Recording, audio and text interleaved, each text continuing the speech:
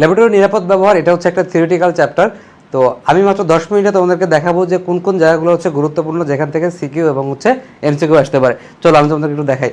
তো ল্যাবরেটরি নিরাপদ ব্যবহার এই জায়গার ভিতরে তুমি হচ্ছে প্রথম দিকে কয়েকটা লাইন খেয়াল করবা, যে লাইনগুলো হচ্ছে খুবই গুরুত্বপূর্ণ এখান থেকে এমসিকিউ এর জন্য। তো প্রথমে হচ্ছে আমাদের গ্লাভসের কথা যদি তোমাদেরকে বলি, গ্লাভসের কথা হচ্ছে এখানে তোমার প্রথমে দেখতে হবে যে নাইট্রাল গ্লাভস এখানে খেলো দেখো ল্যাবরেটরিতে প্রথমত কোন গ্লাভসটা ব্যবহৃত হয়, নাইট্রাল গ্লাভস। ঠিক আছে, জিটিএস গ্লাভসটা কখন ব্যবহৃত হয়, জ্বলন্ত বস্তু নিয়ে কাজ করার সময়। তাহলে এরকম এমসিকিউ পরীক্ষা আসতে পারে।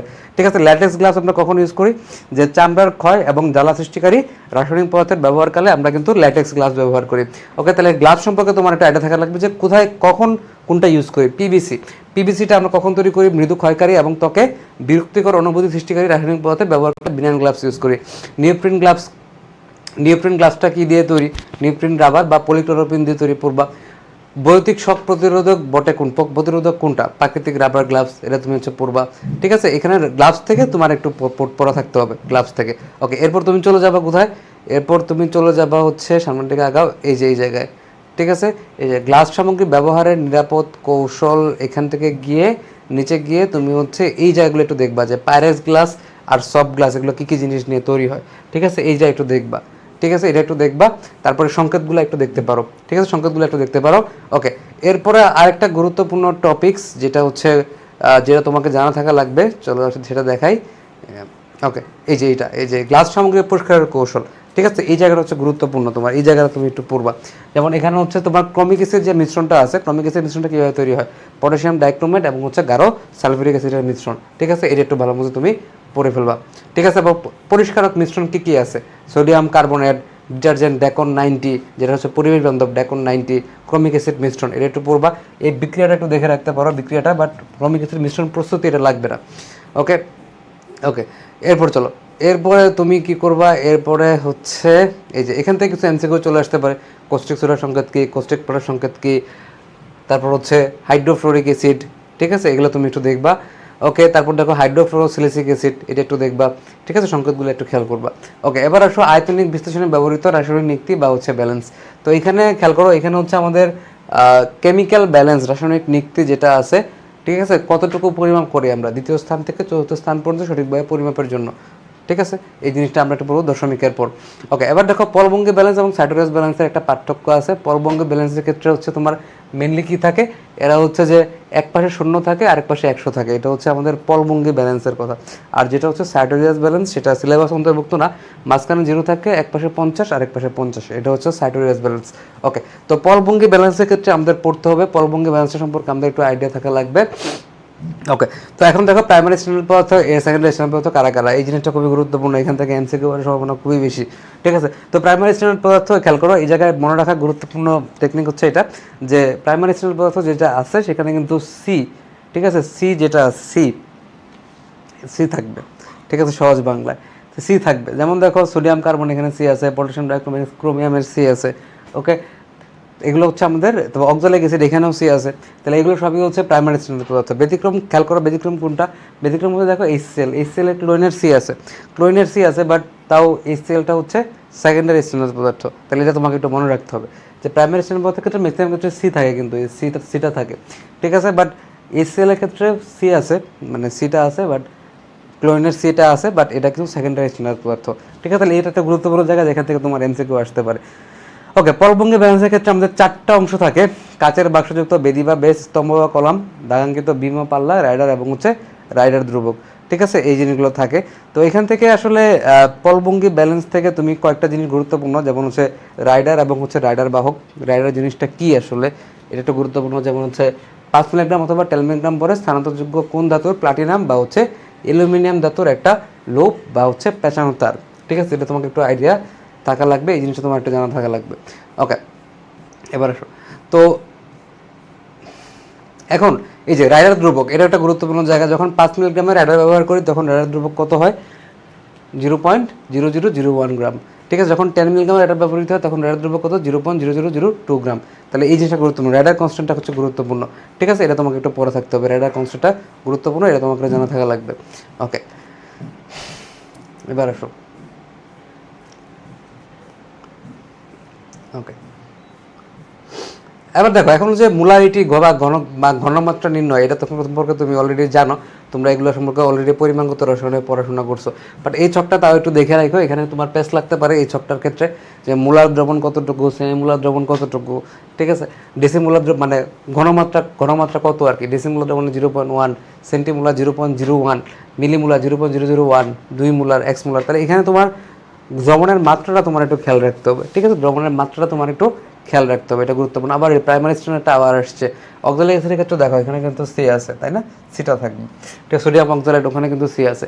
সেকেন্ডারি স্ট্যান্ডার্ডের ক্ষেত্রে নর্মালি সি থাকে না, বাট একটা ব্যতিক্রম হচ্ছে, আমি তোমাকে আগেই বলছি, এটা হচ্ছে HCl, ঠিক আছে, HClটা সেকেন্ডারি স্ট্যান্ডার্ড পদার্থ, বাইরে যদিও ওখানে সেখানে সি আছে, ঠিক আছে। ওকে, এই যে HClটা সেকেন্ডারি স্ট্যান্ডার্ড পদার্থ। ওকে, তাহলে এখান থেকে একটা গুরুত্বপূর্ণ এমসিকিউ চলে আসতে পারে। ওকে, এরপর চলো 2 ডিজিট ব্যালেন্স আর 4 ডিজিট ব্যালেন্স। তাহলে 2 ডিজিট ব্যালেন্সেও দশমিকের পর দ্বিতীয় স্থান পর্যন্ত সঠিকভাবে ওজন করা যাবে, আর 4 ডিজিট ব্যালেন্সে দশমিকের পর 4 ঘর পর্যন্ত, ঠিক আছে, এটা তোমরা বুঝতেছো, নাম দেখে বুঝতে পারতেছো। ওকে, চতুর্থ স্থান পর্যন্ত। ওকে, এরপর চলো এই চ্যাপ্টারের ক্ষেত্রে তুমি মেন বইটা পড়ে যেতে পারো, মেন বইটা পড়া গেলে তোমার অনেক কিছু পড়া হয়ে যাবে। ওকে, তাই গণমাত্রার ম্যাথগুলো তোমরা একটু পারো, এই নর্মাল গণমাত্রার ম্যাথগুলো তুমি একটু দেখে যাবা, ঠিক আছে, যে সূত্র আছে ওই সূত্র দিয়ে তুমি করে ফেলবা, S=1000 W/MB, যে সূত্রটা আছে আমাদের।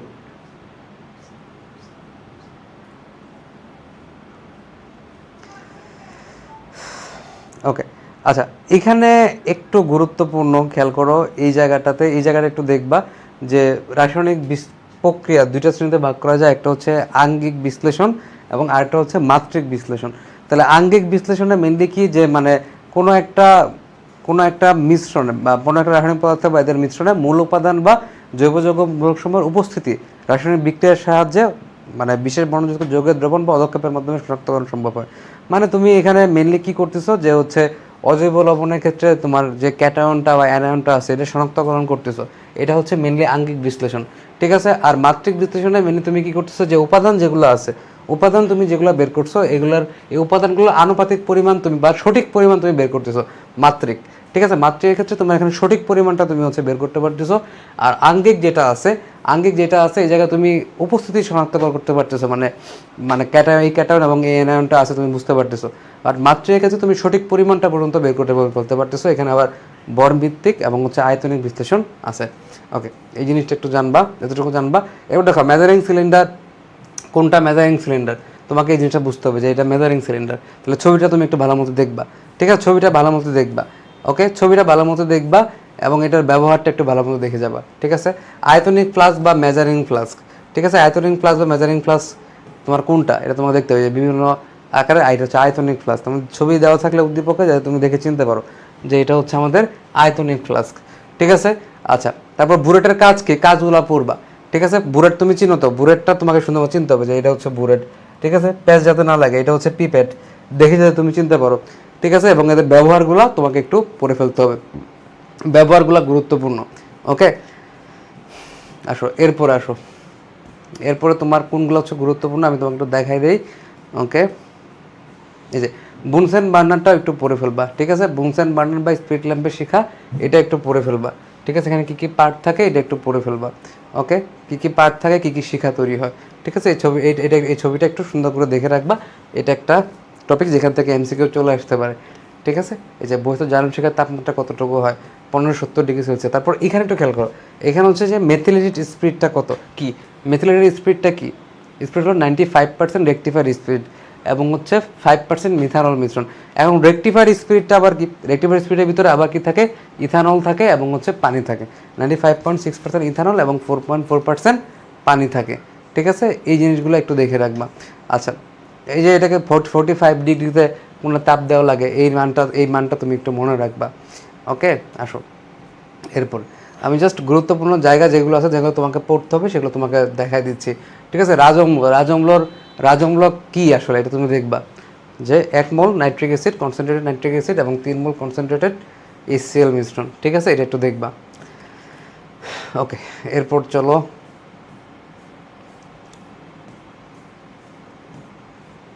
ওকে, কিছু কিছু জায়গা আছে যেগুলা গুরুত্বপূর্ণ, এই জায়গাগুলো তুমি হচ্ছে পড়বা, ঠিক আছে। আচ্ছা, এরপর দেখো এইটা আমাদের একটু পড়তে হবে, রাসায়নিক দ্রব্য সংরক্ষণ এবং হচ্ছে ব্যবহারের সতর্কতা, হ্যাজার্ড সিম্বলগুলা, ঠিক আছে। হ্যাজার্ড সিম্বলগুলো পরীক্ষার জন্য খুবই গুরুত্বপূর্ণ, এখান থেকে সিকিউ আসতে পারে, ঠিক আছে। হ্যাজার্ড সিম্বল প্রতীকটা দেখবা, সব কিছু পড়তে না পারলেও প্রতীকটা ভালোর মতো দেখো, আর এগুলো একবার করে চোখ বুলা রেখো যে কোনগুলো হচ্ছে আমার বিষাক্ত, কোন, ঠিক আছে, কোনগুলো হচ্ছে আমার বিষাক্ত, কোনগুলো মারাত্মক বিষয়, অত্যন্ত টক্সিক, তাই না, অত্যন্ত টক্সিক, কোনগুলো হচ্ছে হার্মফুল, ঠিক আছে, কোনগুলো হচ্ছে হার্মফুল, কোনগুলো হচ্ছে ইরিটেন্ট, একবার করে রিডিং দিয়ে যাবে এগুলো, ঠিক আছে। ইরিটেন্ট বা উত্তেজক ছবিগুলো দেখবা, একবার রিডিং দিয়ে যাবা। দাহ্য পদার্থ, ঠিক আছে, মারাত্মক দাহ্য পদার্থ কোনগুলা, ঠিক আছে, এক্সপ্লোসিভ, বিস্ফোরক, ঠিক আছে, প্রতীক, এনভায়রনমেন্টালি যেগুলো দূষক আর টক্সিক আছে এগুলো তুমি একটু দেখে রাখবা। তাহলে হ্যাজার্ড সিম্বলগুলো খুবই গুরুত্বপূর্ণ, জারক, কোরোসিভ, ক্ষয়কারী, তাহলে হ্যাজার্ড সিম্বলগুলো তুমি একটু দেখবা, ঠিক আছে। এখান থেকে পরীক্ষা এমসিকিউ এবং সিকিউ আসতে পারে। ট্রিফলটাও গুরুত্বপূর্ণ, এমএসডিএস এর ফুল মিনিং কি, ম্যাটেরিয়াল সেফটি ডাটা শিট, ঠিক আছে, এটা গুরুত্বপূর্ণ। ওকে, তারপরে আসো, তারপরে তুমি কি পড়বা, তো দেখাই।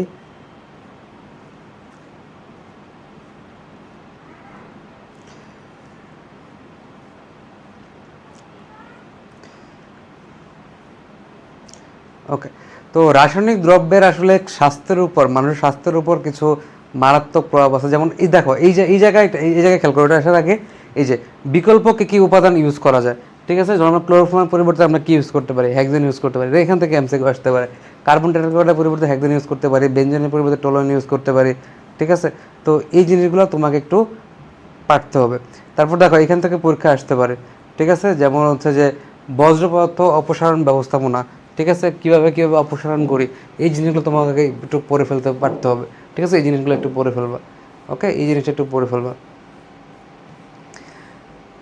এই যে পরিবেশের উপর গুরুত্বপূর্ণ প্রভাবগুলো কী কী আছে, পরিবেশের উপর কী কী প্রভাব তারা ফেলতে পারে, যেগুলো হচ্ছে কেমিক্যাল, যে কেমিক্যালগুলো হচ্ছে আমাদের জন্য ক্ষতিকারক, সেগুলো পরিবেশের উপর কী কী প্রভাব ফেলতে পারে, তাহলে এটা গুরুত্বপূর্ণ, ঠিক আছে। পরিবেশের উপর গুরুত্বপূর্ণ মানে বিরূপ প্রভাবগুলো তোমাকে একটু পারতে হবে, ওকে। পরিবেশের উপর, স্বাস্থ্যের উপর, ঠিক আছে, এই বিপজ্জনক রাসায়নিক পদার্থগুলোর যে প্রভাব, এটা হচ্ছে গুরুত্বপূর্ণ। এই যে পরিবেশ এবং স্বাস্থ্যের উপর, যেমন এই যে এটা কোথায় যাচ্ছে বারবার, এটা একটু পড়বা, যে বিভিন্ন রাসায়নিক দ্রব্যের যে স্বাস্থ্যের উপর প্রতিক্রিয়া কি, পরিবেশ প্রতিক্রিয়াকে সুন্দর করে বা রিডিং পড়বা কয়েকবার, দেখবে তুমি পারবা এগুলো, ঠিক আছে। এই জিনিসগুলো তুমি একটু দেখে ফেলবা, ওকে। তাহলে এই ছকটা কিন্তু গুরুত্বপূর্ণ, হ্যাঁ, এই ছকটা গুরুত্বপূর্ণ। তারপর হচ্ছে তোমার ওই যে হ্যাজার্ড সিম্বলের ছকটা কিন্তু গুরুত্বপূর্ণ, ওটা কিন্তু তোমাকে পারতে হবে,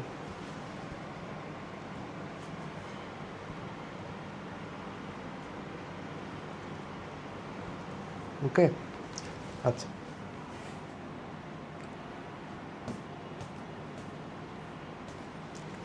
ওকে, এরপরে